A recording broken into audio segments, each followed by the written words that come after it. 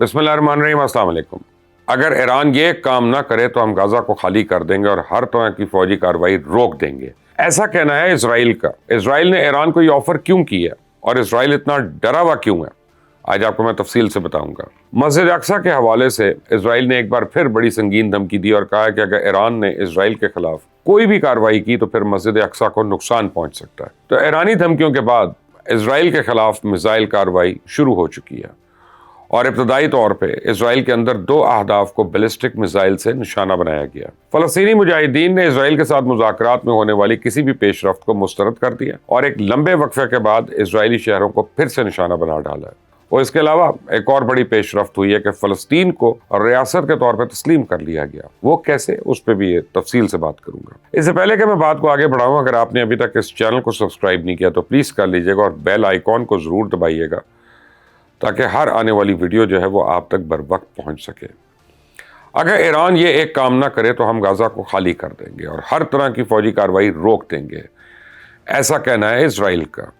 Israel ने Iran को ये ऑफर क्या की और इसराइल इतना डरा हुआ क्यों है। इसराइल ने अमेरिका के जरिए ईरान को पैगाम भेजा है कि अगर वो इसराइल के खिलाफ किसी भी किस्म की फौजी कार्रवाई ना करने की यकीन दहानी करवा दे तो इसराइल गाजा से अपनी अफवाज को फौरी तौर पर वापस बुला लेगा और गाजा के अंदर हर किस्म का फौजी ऑपरेशन रोक देगा। गुज़िश्ता रोज इसराइल की जानिब से गाजा के जनूबी हिस्से को बगैर कोई वजह बताए हंगामी तौर पर खाली कर दिया गया और अपनी फौज वापस बुला ली गई थी, जिसके पीछे 2 वजूहात बाद में सामने आई। एक तो इसराइल ने ईरानी फौज को किसी भी कार्रवाई के पेश नज़र अपनी अफवाज को गाजा से निकालकर फौरी तौर पर इसराइल मुंतकिल किया ताकि इसराइल की हिफाजत को यकीनी बनाया जा सके। और ये वजह हकीकत से करीब तर भी है क्योंकि ईरानी कार्रवाई को मद्देनज़र रखते हुए इसराइल ने मुख्तलिफ ममालिक जो ईरान के मिसाइल्स की रेंज में आते हैं वहाँ सफारत खाने बंद किए, जबकि दूसरे ममालिक में सफारती अमले को कम करने पर गौर भी हो रहा है। अब उसके पेश नज़र इसराइल ने भारत में भी सफारत खाने को बंद करने का फैसला कर लिया है। इसराइल को इस वक्त पूरी दुनिया में मुखालफत और तनकीद का सामना है, तो ज़्यादातर ममालिक इसराइली सफारत खानों को इजाफी सिक्योरिटी फराहम करने और ईरान से टक्कर लेने से गुरेज कर रहे हैं।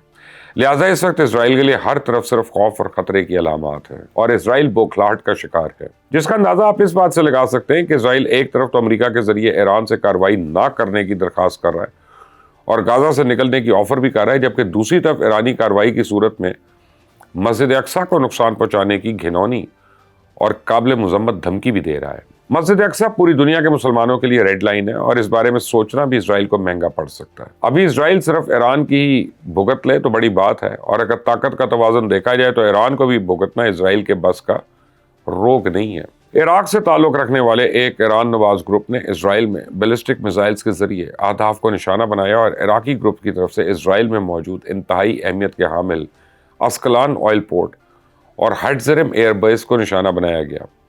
तो इजरायली हुकूमत ने इस कार्रवाई में होने वाले जानी और माली नुकसानात की तफसीलात बताने से गुरेज किया। ताहम इराकी ग्रुप्स की तरफ से अब इजरायली शहरों और हसास तनसीबात को मुसलसल निशाना बनाया जा रहा है और इसराइल इन कार्रवाइयों के सामने बिल्कुल बेबस नजर आ रहा है, क्योंकि इसराइल अब एक ही वक्त में ईरान, लेबनान, यमन, इराक और गाजा के मुजाहिदीन से किस किस तरह टक्कर लेगा, वो भी ऐसी सूरत हाल में जब वो अपनी पूरी ताकत गाजा पे लगा चुके हैं और बुरी तरह नाकाम भी हो चुके हैं। तो ईरानी डर की वजह से इसराइल ने गाजा के जनूबी इलाके से अपनी अफवाज फौरी तौर पर निकाल कर इसराइल मुंतकिल कर ली और साथ ही हमास के साथ बातचीत और अमन अमल के लिए मुज़ाकरात में अहम पेशरफ्त होने का दावा भी कर डाला। लेकिन फ़लस्तीनी तंजीम की तरफ से न सिर्फ जंग बंदी के हवाले से इसराइली बयान को मुस्तरद किया गया, बल्कि इसराइली शहरों पर रॉकेट्स और मिसाइल्स दाग कर इसराइल का स्वागत भी किया गया।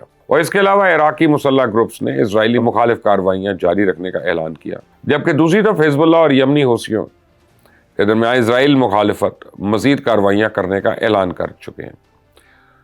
तो गाजा में इसराइली फ़ौज के हमले जारी हैं। कल से अब तक मज़ीद 30 से ज़्यादा फ़लस्तीनी शहीद हो गए हैं। 4 महीने की पुरतशद्दुद इसराइली कार्रवाइयों के बाद वसी खान यूनिस से इसराइली फ़ौज ने इनखला शुरू कर दिया, जिस पर फ़लस्तीनियों को भी अब अपने घर में वापस आ सक रहे हैं। ताहम इसराइली बमबारी से मलबे का ढेर बने घरों की शनाख्त मुश्किल हो गई है। तो वाज़ेह है कि 7 अक्टूबर से गाजा में जारी इसराइली जारियत को 6 महीने मुकम्मल हो गए हैं।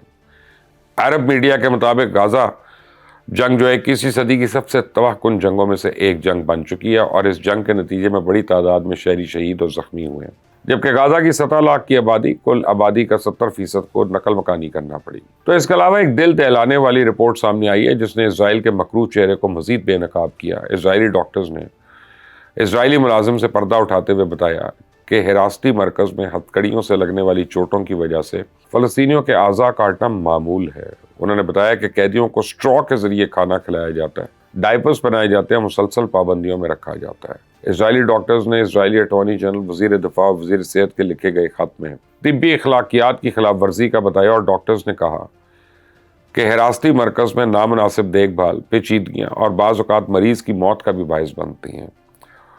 تو اسرائیل کے حراستی مرکز کا دورہ کرنے والی ایک طبی ذرائع نے بھی غزہ کے قیدیوں کے ساتھ انسانیت سوچ سلوک کی تصدیق کی ہے۔ غزہ کے قیدیوں کے ہاتھوں اور پیروں کو بیڑیوں سے جکڑا ہوا دیکھا گیا، جس سے خون جمنے اور صحت سے متعلق دیگر خطرات بڑھ جاتے ہیں۔ زیر حراست افراد کی آنکھوں پہ پٹی بندھی ہوئی تھی اور غزہ کے قیدیوں کی شناخت ان کے ناموں کی بجائے سیریل نمبر سے کی گئی تھی۔ تو ہیومن رائٹس کی رپورٹ میں بھی کہا گیا کہ اسرائیلی فیلڈ ہاسپٹل میں سیکیورٹی فورسز تمام زیر حراست افراد کو ہر وقت ہتھکڑیاں اور آنکھوں پر پٹی باندھے رکھتی ہیں، چاہے ان کا طبی علاج ہی کیوں نہ ہو رہا ہو۔ تو اسرائیل کا فلسطینیوں کے ساتھ یہ انسانیت سوچ سلوک اور مظالم کئی دہائیوں سے جاری ہیں، لیکن ان سے پردہ اب ہٹ رہا ہے، جس سے اندازہ لگایا جا سکتا ہے کہ مظلوم فلسطینی پچھلے کئی سالوں سے کس اذیت کا شکار ہیں اور اسرائیل نے کس طرح ان کی زندگی جہنم بنا رکھی ہے۔ لیکن افسوس ان لوگوں پہ ہوتا ہے جو اس صورتحال کا ذمہ دار فلسطین یا اس کی تنظیموں کو ٹھہراتے ہیں، بجائے اس کے کہ اسرائیلی مظالم کو دنیا کے سامنے لا کے اسے عالمی تنہائی کا شکار کیا جائے تاکہ وہ اپنے ان مذموم مقاصد کی تکمیل سے باز آ جائے۔ کچھ لوگ الٹا فلسطینی تنظیموں کو تنقید کا نشانہ بناتے ہیں، جو کہ نہ صرف قابل مذمت ہے بلکہ یہ لوگ اسرائیلی مظالم میں برابر کے شریک اور قصوروار بھی ہیں۔ اسرائیلی وزیر اعظم نیتن یاہو نے کہا ہے کہ مزید بڑے فوجی آپریشن کی تاریخ طے کر لی ہے، جبکہ امریکہ سمیت اتحادی بھی 14 لاکھ فلسطینیوں کے مسکن رفع میں زمینی آپریشن کے مخالف ہیں۔ تو اس حوالے سے حماس رہنما نے کہا کہ رفح میں حملے کی دھمکیوں نے جنگ بندی مذاکرات پہ سوالیہ نشان لگا دیا۔ اس کے علاوہ ایک اور بڑی پیش رفت ہوئی ہے کہ فلسطین کو ریاست کے طور پہ تسلیم کیا گیا۔ آئرلینڈ کی نئی منتخب وزیر اعظم سائمن ہیرس نے فلسطین کو باقاعدہ آزاد و خود مختار ریاست تسلیم کرنے کا اعلان کیا، اور یہ فلسطینیوں کی ایک بہت بڑی اور اخلاقی جیت ہے کہ دنیا اقوام متحدہ کی قیادت میں اب ایک ایک کر کے فلسطینیوں کے ساتھ کھڑی ہو رہی ہے۔